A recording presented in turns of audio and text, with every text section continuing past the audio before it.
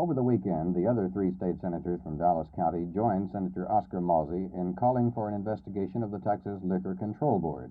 But they disagree on what kind of investigation.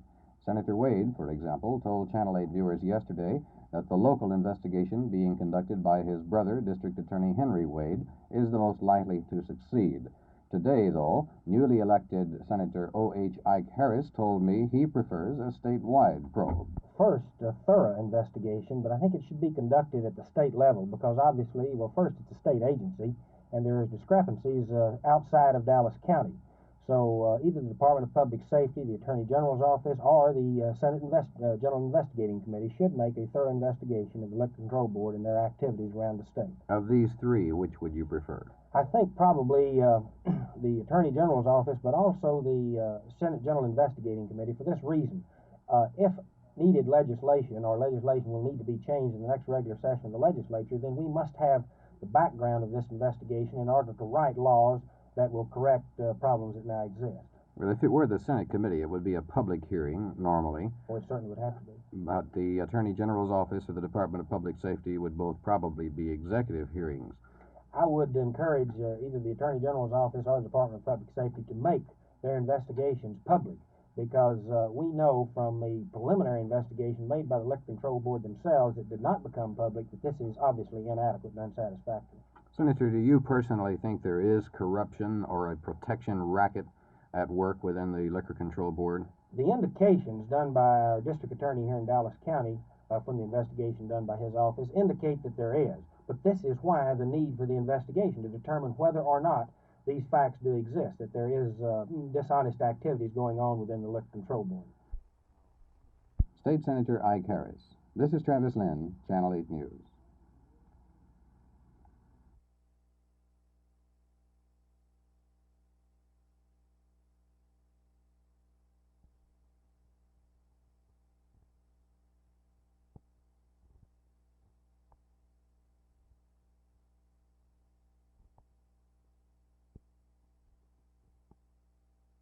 Yes, this is Texas, and I figured since we're coming to Texas because it's the land of sunshine, and especially Dallas, since the Cowboys weren't used to playing out there in Wisconsin, that you guys are ordering this stuff now so the football players will get used to it, I see. No, we're trying to get them in shape again for next year. Yeah, well, the plane came in sideways, and I think we made a world record jump of 200 feet. Which way? We found a dry spot, A1 dry spot, and that's where we stopped exactly. It was called the building. You're talking about a lot about kids when you were a child. This to me is probably more of an adult type humor than it is for children, because I think we enjoy it a lot more. We can look back on it in retrospect. How do you see it?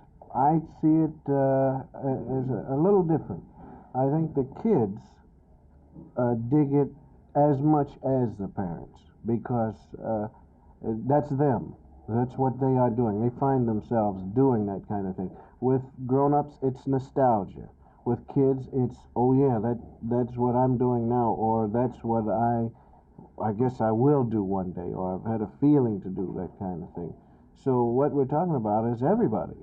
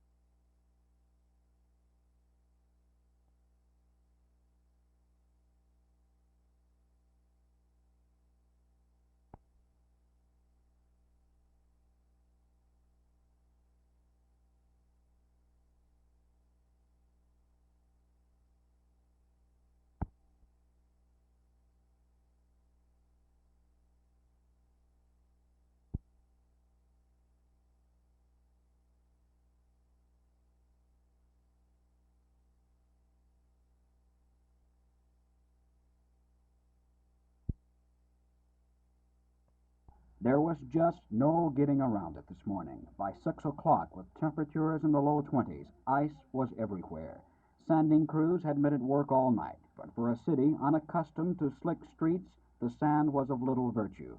For those with the foresight to start to work early, there was unbroken ice and untraveled streets. Therefore, accidents, literally hundreds of them. At least one death is blamed on the freeways, that one indirectly, as 47-year-old James E. Kite, a record driver, died of a stroke.